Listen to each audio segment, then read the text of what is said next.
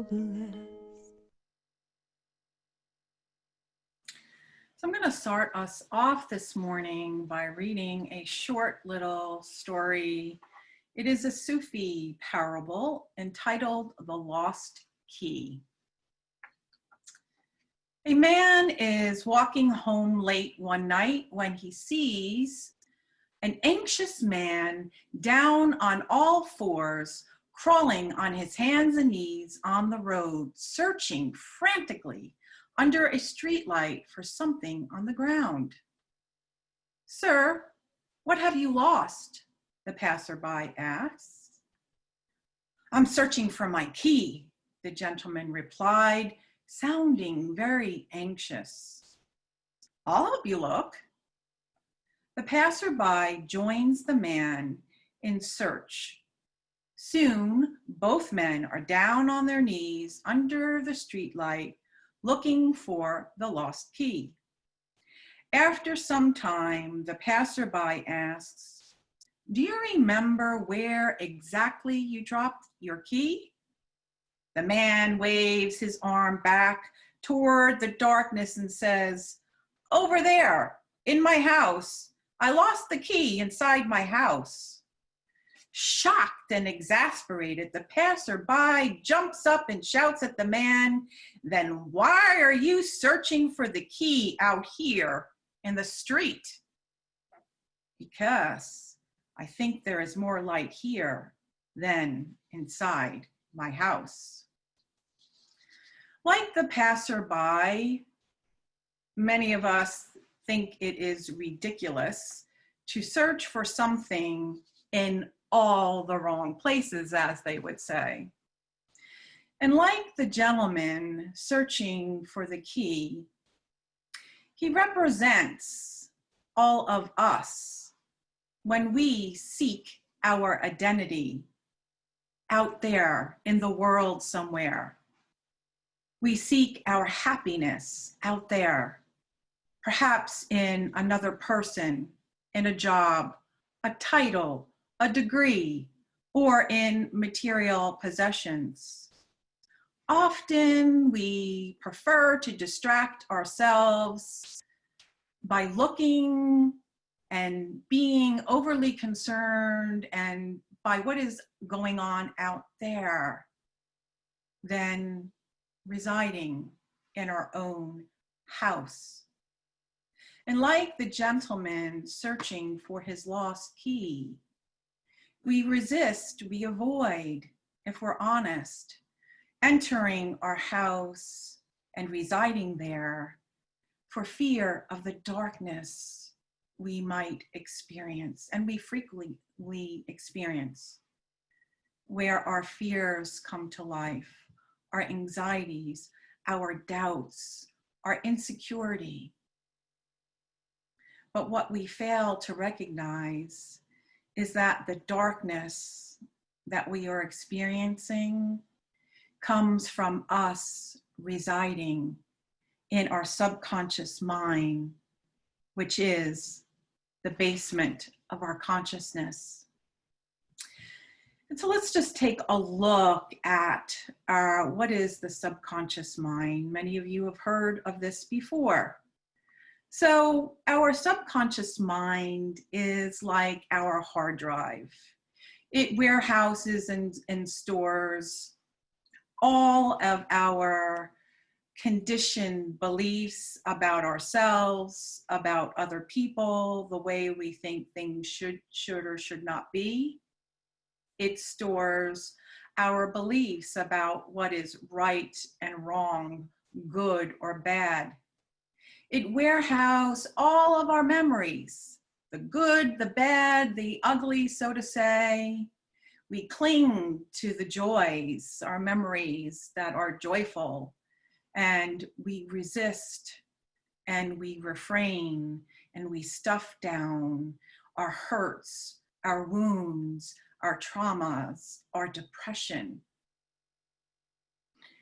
The subconscious mind is the fertile ground for our personality self to take root and to develop until we take on a mistaken identity of our personality, our conditioned thinking and beliefs.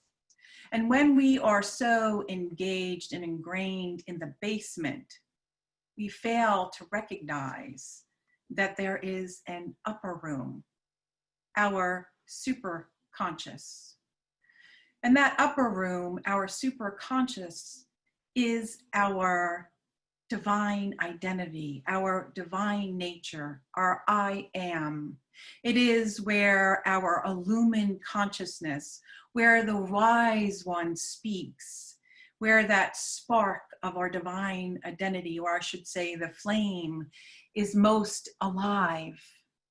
And it is where our observer is active and alive as well. So in order to navigate our way through the darkness of the subconscious and enter into the upper room, our superconsciousness, we're going to need our flashlights to navigate through our way through the clutter that has accumulated in the basement. And so Robert Brummett likens that flashlight as the practice of radical self-awareness. And radical self-awareness means to be aware of my present moment experience by being aware of my mental, emotional, and physical responses to my experiences, and to be aware that I am aware. So many times when we are in the basement, we are triggered by our subconscious mind, we are reacting and we are just making stories up and meaning making based on all that clutter that still resides in the subconscious, in the basement of our being. So we are not aware that we are aware. And so we're not to fight it, make meaning out of it. You know, like many people sometimes in meditation say, well, I can't meditate because I got all these crazy thoughts come up. Well, part of being mindful is just allowing it to be and just noticing it. So in order for us to do that, we need to call on our observer. And so the radical practice of self-awareness is to be the observer, to reside in our house, to observe our body, our thoughts, and feelings in through the objective lens. And so before we go into the practice of observing our bodies, our thoughts and feelings, I thought I'd just spend a moment on how do you recognize whether you are in the upper room, activating the observer, putting the observer in charge, versus when you're in the basement, the subconscious, where the personality is in charge, okay? So you can always recognize that the observer is objective, is just allows things to be, just notices whatever it is. If it's something happening out there, it's just the facts, it's just bearing witness to it.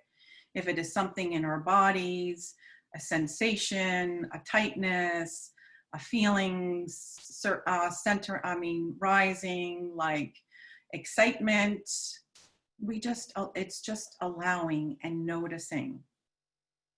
The observer is non-reactive and non-resistant, which again goes back to being open and allowing. And like I said before, it just registers. It just watches. The personality self, on the other hand, is subjective, needs to have things a certain way, will view something through the lens of our conditioning and cannot be open to just to experience it. We're clinging to our joys or reacting from our hurts. Many of you have either read The Untethered Soul by Michael Singer, and many of you participated in the class whether it was in the day or night, of the untethered soul. And he talks about the watcher. Michael Singer talks about the watcher. So the personality self is that roommate that's got to give a play-by-play and, you know, tell you this is wrong, all of that. It's like the monkey mind going, chattering. And you are reactive, you resist, you would rather blame and victim. And it wants to seek to analyze, create a story and assign meaning and instead of just allowing. You know, the observer allows, as Michael Singer would say, this moment, I'm here to serve this moment. Wow, what a wonderful thing it can be if we can live from that space. So here we go into the practice of radical self-awareness by engaging the awareness of our body. And here the goal is to experience the body from within. And as Robert Brummett mentioned, as I talked about Living Originally, the book, where this is the first practice, radical self-awareness, the goal is to return home to our origin, to remember to the truth of who we are, and to live from that space. So practice one allows us to begin to recognize the meaning making and to just be present to what is. So when we are practicing body awareness, it is experiencing the body from within. We're not trying to make anything happen. We're not trying to overcome sensations or things that are rising or that we're sensing in our body. The only goal is to be present and to allow. And so one of the things that Robert Brummett mentions is to engage in the practice of observing your body, to begin with like either 5 or 10 minutes a day. And so you just scan your body and you sense it. Maybe there is pulsating happening within your hand. You notice there's a general coldness or heat, or maybe in your back you might feel some tightness, or you may feel flush in your face. You're just noticing. And you're allowing the full expression of what is, and you are breathing into it. And you allow the wisdom to be revealed instead of analyzing or allowing the monkey mind to just narrate it. And the whole purpose is, again, being that recognition that everything, we are so divinely wired that everything, our body, our minds, our feelings, everything in the world is communicating us, and we are divinely wired to be called home to ourself. So every sensation in the body is there for our highest good, that it informs us. So what he suggests is, let's just say, why don't everybody just try this for a minute, okay? So everybody put your hand out in front of you. And then I'm gonna just time you and have you look at it for 10 seconds. Just look at it.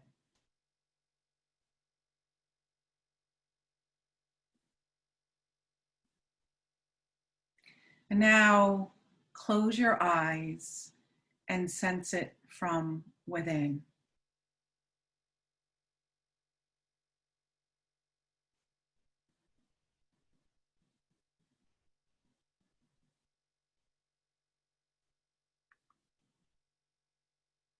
In fellowship, I'd like to hear if there was any difference. So when I closed my eyes, I was present to radiating energy coming from the palms of my hand. And it's just subtle but clear message that arose was healing energy. You can tell that that is like the wisdom that just reveals. You're not looking for it, and you may have gotten something else, but we can know it's the personality revealing itself instead, when it's, instead of it being a subtle reveal, it is something like, oh my gosh, Look at how wrinkled your hand is. You're getting old. Oh my God, you barely can bend your fingers. That is the personality self, or the monkey mind, the roommate chatter. Again, the practice is to just allow and sense from within. It's pretty amazing when you begin this practice. I was going for a walk. Some of you may know this story already. And I've shared, the pain that I experienced with going for a walk. And when I am in the personality self, I would be like, okay, just 5 more minutes. Okay. And I'm so, it's tight, I'm hurting, and just 2 more steps. Okay, well, you know what? Let me look at, it's okay that I didn't do, I only could do like maybe a quarter of a mile. One day when I engaged in this experience, I was just allowing to be present to my lower back from within. And as I was just present, there was no goal. It was just communing and sensing. And yes, the tightness began to be present. And then all of a sudden, I heard as clear as day, and just allowing was this: your body is a temple and not a machine. It was just clear, profound, and beautiful. And, and as I've been practicing it, it's been leading to where it's taking me on my healing journey. So I invite you to take 5 minutes, 10 minutes out of the day and begin to do the practice of body awareness. And as you can see, as we go through each, the mental and the emotional, you can start and make a 15-minute practice where you scan your body, and then you go to your thoughts, and then you go to your feelings. You can do just your body one day, your feelings another. So moving on, being the observer of our mind. And again, here it's about allowing, being open, just noticing your thoughts, not fighting them, not trying to overcome them, not trying to stuff them down, just allowing. And here you could start off with the practice of 5 minutes. So whatever surfaces, what thoughts come up, breathe into each thought. Allow, yes, allow its full expression. And allow, again, the wisdom, not the monkey mind chatter. You'll hear that, you're not fighting that. But the more you breathe in and allow and say, okay, there's that thought. Oh, I'm having that thought again, the monkey mind surfacing, and then just notice that the monkey mind is talking, and then go back to just noticing. And again, how many of you give thanks for even the thoughts you would rather not have? It's just having that appreciation. Again, because even those monkey mind is a call for us to return home. So again, let's just take about 10 seconds and be mindful of your thoughts.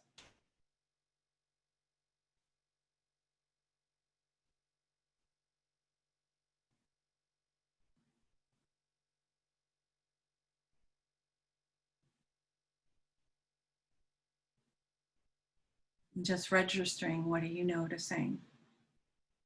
The more I practice this, the more the stillness, where there is nothingness, occurs for me in the stillness.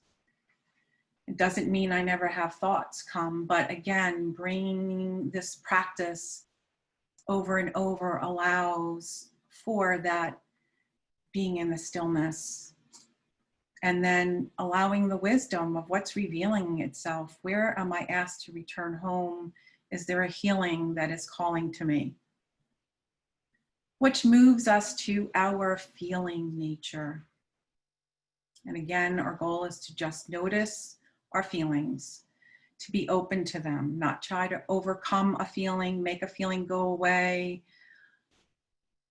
And so we look at this practice. So the practice of noticing and even just knowing what the feelings are: anger, disappointment, excitement, joy, happiness, dread, hopelessness, worry. And so here again, you have the opportunity for the practice of 5 to 10 minutes where you just breathe into each feeling, allowing its full expression. Thich Nhat Hanh says, to make friends, say to each feeling, hello, my little friend, and just allow it to be. And yes, lots of times we have to deep breathe and notice that the monkey mind is going to chatter. Again, noticing it. I'm sharing these separately, but we know that these things are all happening simultaneously, right? And just to notice it. And again, what wisdom is trying to be revealed, and be in that appreciation and recognizing that every feeling is divinely trying to communicate and is a call to return home. And so let us take this moment to sit in the silence again and just notice what feelings are most alive within you.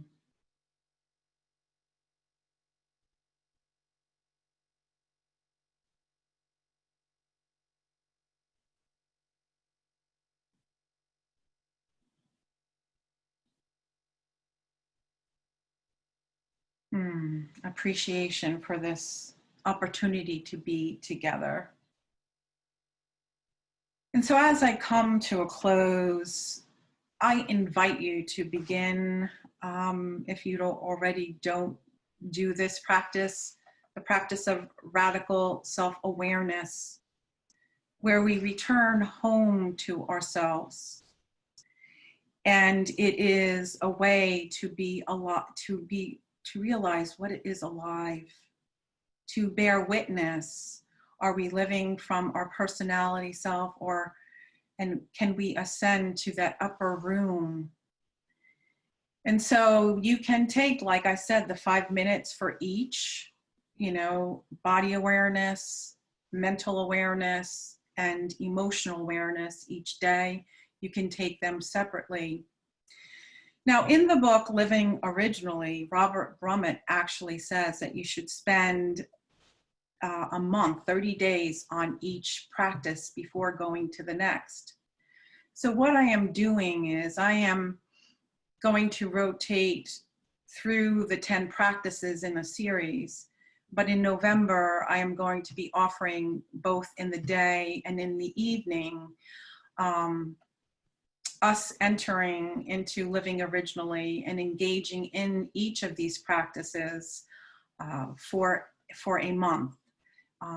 So there'll be more details if you are interested. And so knowing that the joy of our being is that when we can claim our true identity, our divine identity. And I would like to close today with a beautiful quote that summarizes it all by Pema Chodron. And she says, "You are the sky. Everything else is just the weather. If you can observe the weather rather than get caught up in it, it is much easier it's much easier to, well, weather the storms." Let me start that over. My apologies. You are the sky. Everything else is just the weather. If you can observe the weather rather than get caught up in it, it is much easier to, well, weather the storms. It gives you a sense of stability to recognize that you are bigger than your thoughts and feelings. You can wait them out. You can change what you are paying attention to. Your observer self puts you in charge of yourself. Blessings of love and joy. Namaste.